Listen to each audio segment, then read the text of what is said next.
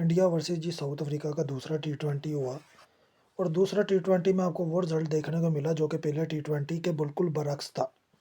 पहले टी20 में जसप्रीत बुमराह ने 9 बॉल के ऊपर विकेट ली ब्रेविस की, जो कि मैच को तब्दील कर सकता था, जो मैच को जिता सकता था। उसको इन्होंने 2 नंबर तरीके से आउट किया, जिस पर डेल स्टेन ने भी कहा कि ऐसे कैसे हो सकता है, स्टैंड अंपायर तो गलती कर सकता है लेकिन थर्ड अंपायर के पैर किस तरीके से इस तरह का वाहियात डिसीजन दे सकता है कि 9 बॉल पर ब्रेविस को आउट दे दिया गया।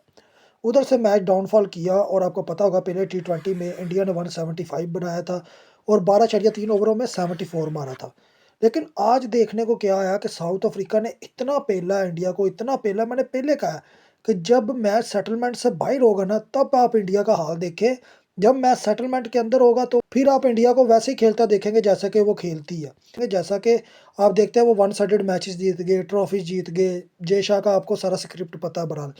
उससे पहले करते हैं दूसरे टी20 की। 213 स्कोर, पहाड़ जैसा स्कोर मारा है साउथ अफ्रीका ने पहले बारी लेते हुए। सिर्फ 4 विकेट उनकी गई हैं। डी कुक ने फैबुलस इनकी पिटाई की है। और अगर आप थर्ड ओडीआई को देखें तो उधर भी डी कुक ने बहुत अच्छी बैटिंग की थी, लेकिन वहां पर भी क्या था, जो बॉलिंग अटैक है साउथ अफ्रीका का, उसके अलावा बैटिंग लाइनअप है उसको चेंज किया गया था। उसको प्री प्लान तरीके से कुछ एडजस्टमेंट लगाकर इंडिया के हाथ में मैच दे दिया गया था। वहां पर टॉस भी इंडिया के हक में दे दिया गया था। रिचर्डसन वहां पर मैच रेफरी था। बात मैं सिर्फ इतनी करूंगा कि दूसरे टी20 में 213 स्कोर मारा और कितना इंडिया मार सका, सिर्फ 162। और अर्शदीप सिंह जो कि हाईएस्ट बॉलरों में आता है इंडिया के, लेकिन उसने 7 वाइटें एक ओवर में फेंक दी हैं। मैं कहता हूँ इससे बड़ी फिक्सिंग और क्या होगी। यानी कि प्री प्लान तरीके से उसने पूरे ओवर में 7 वाइटें फेंकी हैं। मैं तो हैरान हूँ कि इंडिया की टीम चल कैसे रही है और किस तरीके से इसे चलाया जा रहा है, ये आपके सामने है। इंडिया की टीम को जब जिताना होता है, जब इनका प्लान होता है बीसीसीआई आईसीसी का, तो टीम ज़रूर जीतती है। लेकिन जब जवारियों का प्लान होता है ना कि भाई ये टीम खुडे लाइन लगानी लगानी है इंडिया की, तो फिर वो ना बीच में से अर्शदीप सिंह ज़रूर निकलता है। आपको अर्शदीप सिंह एशिया कप में भी पाकिस्तान के खिलाफ इसी तरह का कैच छोड़ा था और उसके बाद उसके ऊपर इल्ज़ामात लगे और आपने वो इल्ज़ामात सुने भी थे।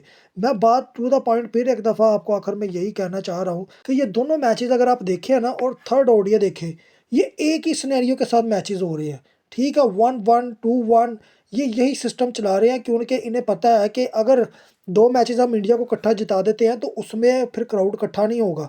फिर आपको इसी तरीके से फिक्स प्री प्लान मैचेस नज़र आएंगे। अगर आपको लग रहा है ना ये झूठ है, तो फिर आप आईएलटी का जो मैच हुआ ना निकोलस पूरन ने जो कि स्टंप नहीं किया, अगर आप वो जाकर देख लें तो इंडिया का कंपैरिजन करेंगे तो आपको खुद समझ आ जाएगा किस तरीके से इंडिया वाले मैचेस को फिक्स करते हैं। तो फिर आपको पता होना चाहिए मुंबई इंडियंस किसकी है, अंबानी की। अगर इंडिया में बैठे दुबई के अंदर मैचेस फिक्स करा रहे हैं तो ये तो फिर भी इंडिया है, इनके घर की खेती है। इन्हें पता है किस तरह से थर्ड अंपायर, स्टैंड अंपायर, किस तरह से मैचों को हेर फेर करना है, किस तरह से दूसरी टीमों के प्लेयर खरीद रहे हैं।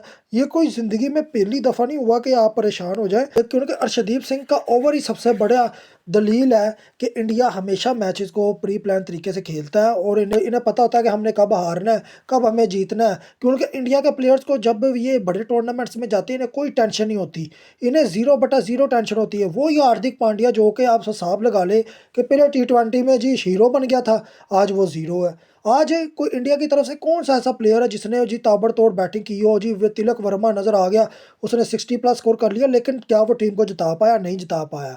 अब बात मैं एशिया कप के फाइनल की करूंगा कि पाकिस्तान वर्सेस इंडिया का जो फाइनल हुआ उसमें प्री प्लान तरीके से टॉस इंडिया की गोदी में डाला गया। फिर पता चला कि पाकिस्तान की बॉलिंग ज़्यादा तगड़ी है तो उन्होंने मैच और ज़्यादा नप लिया। फिर इन्होंने जिस तरीके से वहाँ पर जो तिलक वर्मा का रन आउट था उसे मिस मैच किया है और उस वो ऐसे लग रहा था कि जैसे मोहम्मद आरस वो विकेट को टच ही नहीं करना चाह रहा था। तो मैं ये बहुत सी चीज़ें आपको बता सकता हूँ कि इंडिया इसी तरह से खेलता है। आपको पता है जसप्रीत बुमराह ने ब्रेविस को आउट किया था 9 बॉल के ऊपर, थर्ड अंपायर ने उसे आउट करार दे दिया। तो ये चीज़ें होती हैं। ये इंडिया की क्रिकेट सिर्फ एक जुआ है और जुए से बड़ा इनकी क्रिकेट के अंदर कोई चीज़ मौजूद नहीं है। ये आप खुद समझदार हैं।